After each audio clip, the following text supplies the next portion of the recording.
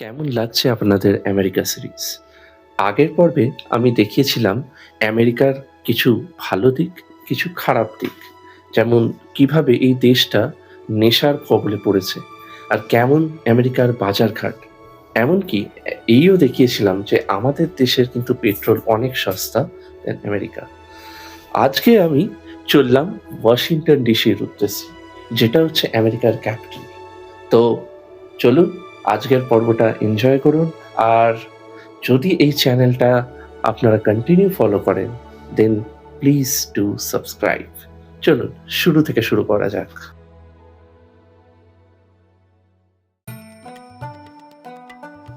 সবাই, আজ 13ই ফেব্রুয়ারি। আজ আমি বেরিয়ে যাচ্ছি ওয়াশিংটন ডিসির উদ্দেশ্যে, যেটা নাকি আমেরিকার ক্যাপিটাল।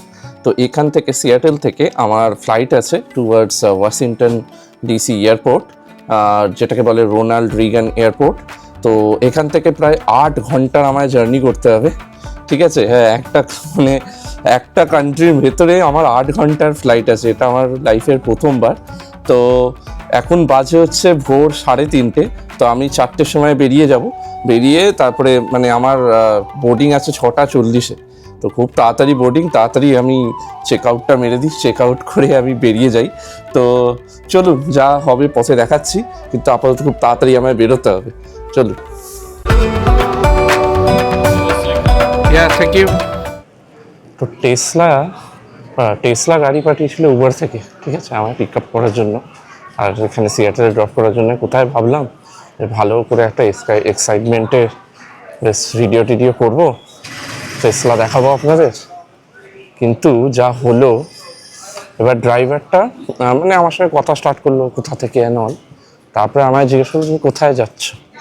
আমি বললাম যে ওয়াশিংটন ডিসি যাচ্ছি। বলছে ওয়াও, তুমি আইস জানো? হ্যাঁ নিশ্চয়ই, আমাদের ইন্ডিয়াতেও বরফ পড়ে। বলছে আমি ওই আইস কথা বলছি না, এখানে একটা কোনো আছে, পুলিশ আছে, তারা নাকি ইমিগ্রেন্টসদের ধরে ধরে জেলে পুড়ছে এখন। সেটা হচ্ছে মেনলি ওই ওয়াশিংটন, মানে আমি যে এরিয়াতে ঘুরতে যাচ্ছি, ওয়াশিংটন, তারপরে বাল্টিমোর, ফিলাডেলফিয়া, নিউ ইয়র্ক।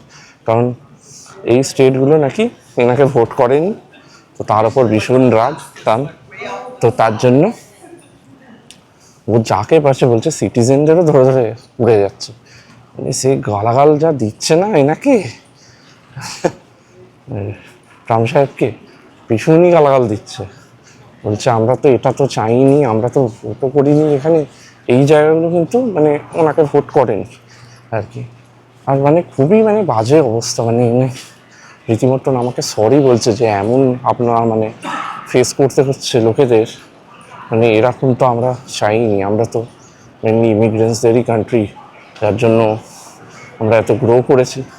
এবার তো এইসবই শুনছিলাম। আমাকে বলছে ভালো করে টেপার্স রাখবে নিজের কাছে, তো কারণ কখন কী হয়ে যাবে মানে আমরাও জানি না। তো এইসব কথা হতে হতেই আমাকে বেশ তো ভয় পাইয়ে দিয়েছে। কিন্তু কি করব বলুন, মানে যা হবে দেখা যাবে, ভয় পেয়ে আর কি করব।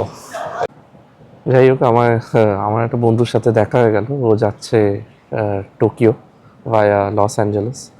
তো ও বলল যে আমিও জানি ব্যাপারটা, বাট অত ভয় পেয়ে লাভ নেই, কিছু হবে না আশা করা যায়। তো বাট ও মানে মোটামুটি মানে এটা তো মানে জাপান নিয়ে 10টা কান্ট্রি হয়ে যাবে, ভালো ঘুরেছে দেখছি। তো যাই হোক, ভয় পেয়ে কী করবো। তো আর একটা জিনিস বলি, এখানে সিকিউরিটি চেক ইন, আমরা এতবার বলেছি কলকাতা বা ইন্ডিয়া সিকিউরিটি চেক ইন নিয়ে, যে এটা আমাকে বলতেই হবে যে এখানে কিন্তু আমি আরও ওয়ার্স্ট সিকিউরিটি চেক ইন দিয়ে গেলাম।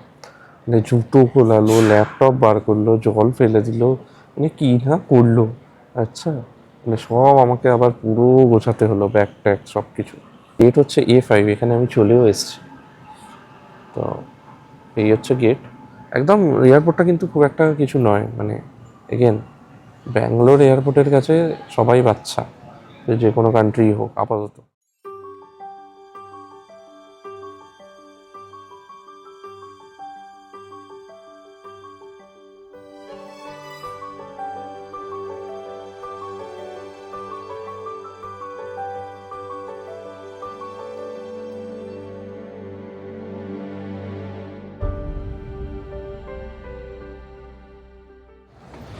আমি খাওয়া দাওয়া করে নিলাম, একটা স্যান্ডউইচ আর একটা হচ্ছে কফি, তো পড়লো $16 মতো, উইচ ইজ ফাইন অ্যাকচুয়ালি এয়ারপোর্টে।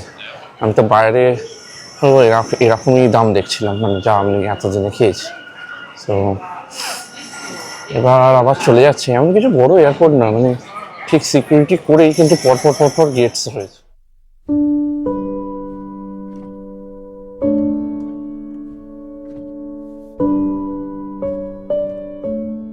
আমি এখন ফ্লাইটে বসে পড়েছি, চেক ইন খুব সুন্দর নর্মালি হলো, মানে খুব তাড়াতাড়ি হলো অ্যাকচুয়ালি, মানে পরপর জোন ওয়াইজ কল করে এখানে হয়। তো এখানে দেখছি ইনফোটেনমেন্ট সিস্টেমটা আছে নর্মাল ডোমেস্টিক ফ্লাইটসে। তো আমার পড়েছে এখন আমি তো খুব একটা যে দেখাতে পারবো তা তো নয়। আর জানলা থেকে উইংটাও মানে গার্ড করছে অনেকটাই, তো হয়তো দেখাতে পারবো না, বাট ফ্লাইটটা বেশ ঠিকঠাক, ইন্টারন্যাশনাল ফ্লাইটের মতো, বাট হ্যাঁ 3x3 সিট। সো আমার পড়েছে 33D, কারণ এক্সট্রা করে যদি আমি সিট চুজ করতাম তাহলে প্রায় 5,500 টাকা লাগতো, এমনিতে ফ্লাইটটা আমার প্রায় 17,000 পড়ে গেছে।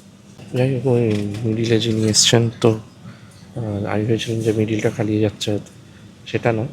আর এখানে কিন্তু ব্যাগেজ মানে পুরো ফুল, মানে সবাই কিন্তু হ্যান্ড ব্যাগেজ মানে ভালো লেভেলের ক্যারি করে, আর সিটের তলায়ও রাখতে হয়।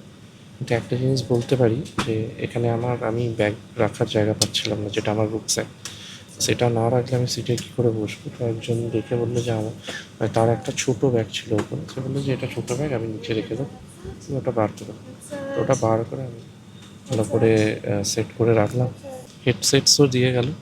তো এখানে যেহেতু ইনফোটেনমেন্ট সিস্টেম আছে, তো সময় কেটে যাবে 8 ঘন্টা। তো চলুন, হয়তো খাবার দাবারও দেবে, সবই দেখাবো আস্তে আস্তে।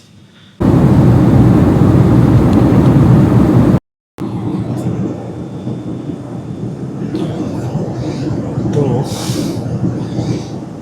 একটাও কোনো হিন্দি বাংলা তো ছেড়েই দিলাম, কোনো হিন্দি মুভিজও নেই, কিচ্ছু নেই। তো তাই অগত্যা ফ্রেন্ডসই বসে বসে দেখছি। ফ্লাইট টেক অফ হয়েছে, তো একটু সমস্যা, মানে একটু টার্বুলেন্স ছিল, বাট এখন প্রপার। আজকে কিন্তু সিয়াটেলে একটু বৃষ্টি হচ্ছে, যখন আমি আসছিলাম বৃষ্টি হচ্ছে, তো হয়তো ওয়েদার আজ খারাপ আছে সিয়াটেলে।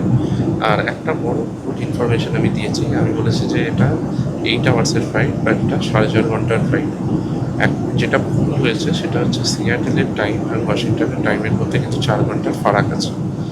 তো যাই হোক, এটা তো মানে উইদিন দ্য কান্ট্রি যে এত টাইমের ফারাক, সেটা আমার আইডিয়া ছিল, বাট আমি ভুলে গেছিলাম। তো তার জন্যই হয়েছে এটা। যাই হোক, এটা 4.5 ঘন্টার আমার ফ্লাইট, কোনো কমপ্লিমেন্টারি বেভারেজেস আছে।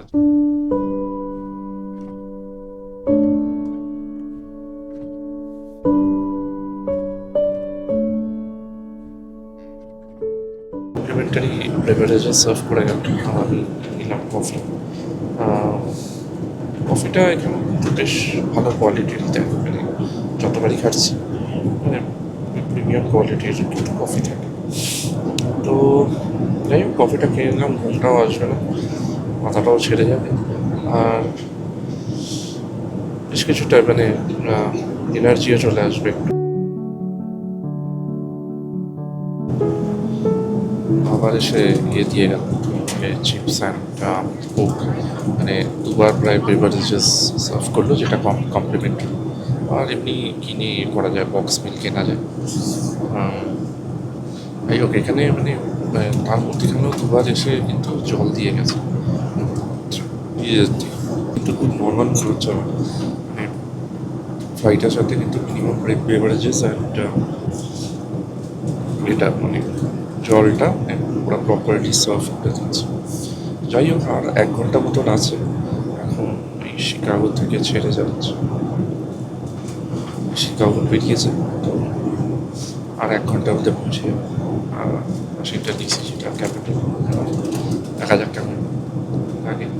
ঠান্ডা আছে, যা দেখেছি কালকে মোটামুটি দুপুরবেলার দিকেও 1 ডিগ্রি 2 ডিগ্রি থাকে, আর রাত থেকে মাইনাস চলে যাচ্ছে। দেখা যাক, ল্যান্ড করে জানাচ্ছি।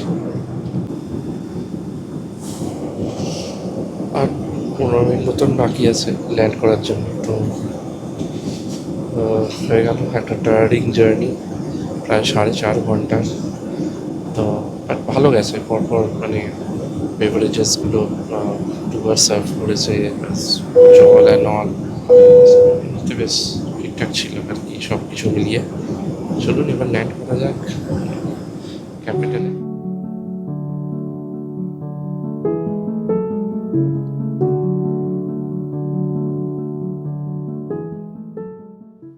অ্যাট লাস্ট অনেক ঝঞ্ঝট পুইয়ে তারপরে হলো জোগাড়।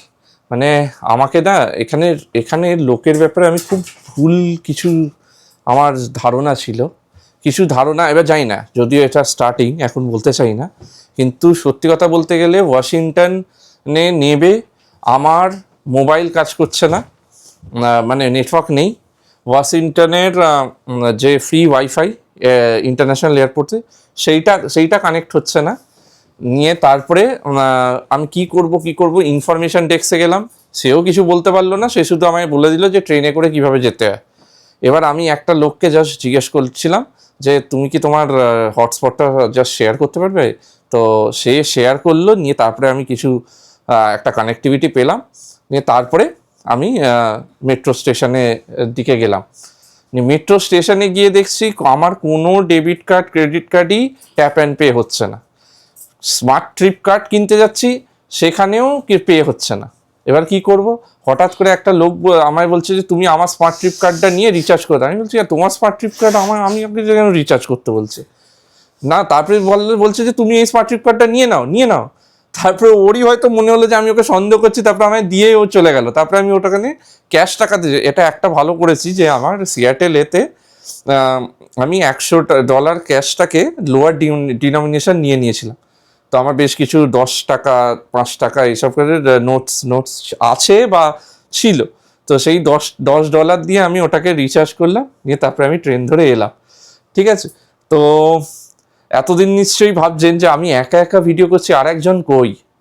ঠিক আছে, এবার আর একজন দেখুন তো চিনতে পারেন কিনা। এই দেখো, সোজা ক্যাপিটালে এসে উদয় হয়েছে। ঠিক আছে, তো যাই হোক, কেমন ছিল তোমার জার্নি? আমরা লাস্ট চেন্নাইয়ের ভিডিওতে বলেছিলাম যে আমার পা ভেঙে গেছে, তো যার জন্য। পাটা কি ঠিক হয়েছে? না, পা ঠিক হয়নি। বোঝুন, আর ভাঙা পায়ে খেলা হচ্ছে, মানে বিদেশ দেখার কি ইচ্ছে। তো যাই হোক, ওই পা নিয়ে এসেছি। তো ওয়াশিংটন ডিসি অবধি খুব স্মুথ ছিল জার্নিটা। তবে আমি একটা খুব গুরুত্বপূর্ণ ইনফরমেশন দিয়ে দিতে চাই, সেটা হচ্ছে আপনারা কিন্তু ক্যাশ ক্যারি করবেন। ঠিক আছে, মানে আমরা আগের লন্ডনে বলেছি ক্যাশ না হলেও ঠিক আছে, বাট এখানে সেটা নয়, সেটা একদমই না। ক্যাশ ক্যারি করবেন, নাহলে কান্না বেরিয়ে যাবে। কারণ কি এখানে আপনি মেট্রোর কার্ডটাও নেওয়ার জন্য স্পেশালি লোয়ার ডিনোমিনেশন করে নেবেন, কিন্তু ক্যাপিটাল সিটিতে আমরা এতটা ভোগান্তি না, এটা নিউ ইয়র্কেও তাই। আচ্ছা, নিউ ইয়র্কে অ্যাকচুয়ালি মেট্রোটা থেকে একটু বেটার, মানে একটু ইজি বোঝাটা, বাট এখানে খুবই ডিফিকাল্ট। কালকে বুঝে যাবো সব। হ্যাঁ, কিন্তু ক্যাশ ক্যারি করবেন, বিকজ ওটা সব জায়গাতেই মনে হচ্ছে ইউএস এর অ্যাপ্লিকেবল। আর একটা যেটা বলছি, এথিয়াডের ব্যাপারে আমি ডিটেল ভিডিও কিছু বানাতে পারি। ও এথিয়াড এসছে বাই দ্য ওয়ে, আমরা যাবো এথিয়াড, এই জন্য আমি আরো খুব একটা লোড নিলাম না। এথিয়াডের যাওয়াটা তো দেখানোই হবে, তাই আমি লোড নিলাম না ভিডিও বানানো, কারণ আমার শরীর একদমই ভালো পারমিট করছিল না। তো কিছু বলার নেই, আমি খালি এটুকুনি বলবো, টাকা খরচা করে যাওয়ার একটা মজা আছে, সেটা আমি এবার দেখলাম। ঠিক আছে, খুব প্রিমিয়াম সার্ভিস ছিল। আমি তো নরমাল, ও তো আবার প্রিমিয়ার ইকোনমিতে এসছে, বড়লোক মানুষ। হ্যাঁ, প্রিমিয়াম ইকোনমি না, প্রিমিয়াম ইকোনমিক চেয়ারগুলো এমন আহামরি কিছু না, তবে ওরা প্রচন্ড মানে যত্ন করে কাস্টমারদের, এটা আমার খুব ভালো লাগলো। অ্যান্ড কন্টিনিউয়াসলি শুধু ড্রিঙ্ক না, কন্টিনিউয়াসলি জলের জন্য ওরা আসছে, মানে জল খাওয়ানোর জন্য ওরা 10 বার আসছে। তো আমি জানি না ওর লুফথানজাতেও তাই হয়তো না ও হয়নি, বাট এথিয়াডে তো মানে আমি গিয়েও খেয়েছি, ওরাও আসছে, যখন যাইছি ব্ল্যাঙ্কেট দিয়ে দিচ্ছে, ডাবল করে ব্ল্যাঙ্কেট দিচ্ছে। ও আমারটা অবশ্য প্রায়োরিটি সার্ভিস ছিল, তাই আমার একটু আলাদা খাতিরদারি হয়েছে। ফল দিয়েছে আমাকে অনেক, তার জন্য 5,500 টাকা এক্সট্রা দিয়েছে। আমাকে এক বাটি করে ফল দিচ্ছে প্রত্যেকটা মিলের পর। ঠিক আছে, আমি বলে দিয়েছিলাম পাইনাপেল আমি খাবো না, তো পাইনাপেল ছাড়া ওরা আমাকে গ্রেপস থেকে আরম্ভ করে ব্লুবেরিজ দিয়েছে, স্ট্রবেরিজ দিয়েছে, আর ওরা পুডিংস দিচ্ছে খুব সুন্দর সুন্দর ছিল। ওটা পুরো এয়ারক্রাফটটা অন্ধকার ছিল, তো আমার মনে হচ্ছে না ওটা সবারই তাই। হ্যাঁ, তো কারণ ঘুমোতে দিতে হবে না লোকজন। ও থাকলে তো ভিডিও করা যায়, কিন্তু আমি একা এত কিছু সামলে উঠতে পারছিলাম। আর সত্যি কথা বলতে একা ভিডিও করা খুব মুশকিল। আপনারা বুঝতেই পারবেন যে এরপর থেকে ভিডিওর কিন্তু আমাদের কোয়ালিটি অনেক বেটার হবে, আমি অনেক বেটার ভাবে করতে পারবো, কারণ অত লাগেজ একা হ্যান্ডেল করে ভ্লগিং। একা ভিডিও করা মুশকিল না, বউকে ছাড়া ভিডিও করা মুশকিল। আচ্ছা, তারা তো বন্ধু বান্ধবকে নিয়েও করতে পারে, বউয়ের মতন সাপোর্ট কেউ দেবে না। এই বয়সে আর কোনো বন্ধু বান্ধব কি আর আসবে? বন্ধু বান্ধব আসলেও তুমি করতে পারবে, বন্ধু বান্ধব সাপোর্ট দিতে পারে, বাট বন্ধু বান্ধব হবে মানে বউয়ের ইকুইভ্যালেন্ট কোনো বন্ধু হয়ে গেলে তাহলে হবে, ঠিক আছে? ওরকম বন্ধু অত লং টাইম অবধি থাকাটা খুব মুশকিল। বলতে চাই যে খুবই সুন্দর জায়গা, কিন্তু সেটা দেখাবো, হ্যাঁ দেখাবো। আমরা খুব সুন্দর একটা জায়গাতে আছি, পুরো ছবির মতন, বাইরে পুরো ভর্তি বরফ, ঠিক আছে, প্রচন্ড ঠান্ডা, কিন্তু অসাধারণ লাগছে। আমি দেখে পাগল হয়ে গেছি। এটা আসবে পরের এপিসোডে। যাওয়ার আগে আমরা একটা জিনিস বলতে চাই, আমরা কিন্তু এখানে একদম রিয়েলিস্টিক ওপিনিয়ন গুলো রাখবো। মানে যদি আমাদের যেটা সত্যিই ভালো লাগবে, বেদার আপনারা অন্য কোনো ইউটিউব চ্যানেলে সেটা ভালো না বলুক, আমাদের যদি ভালো লাগে আমরা তাই বলবো। অ্যান্ড আমরা আপনাকে জোর দেবো যে ওই প্রসেস ফলো করুন, বিকজ আমরা ভীষণ র ভাবে ট্রাভেল করি, ঠিক আছে? তো আপনারা প্লিজ ওপিনিয়ন আগেই বানিয়ে নেবেন না যে এখানে তো এটা শুনছি ওখানে, তো আমরা কিন্তু পুরোপুরি আমাদের ওপিনিয়ন দিচ্ছি, অ্যান্ড আমরা কিন্তু খুব র ওপিনিয়ন দেবো। তো যাই হোক, যদি ভিডিওটা ভালো লেগে থাকে please do subscribe, like and share please. তো বাঙাল ঘটি জুটি Signing off signing from from Washington DC, America.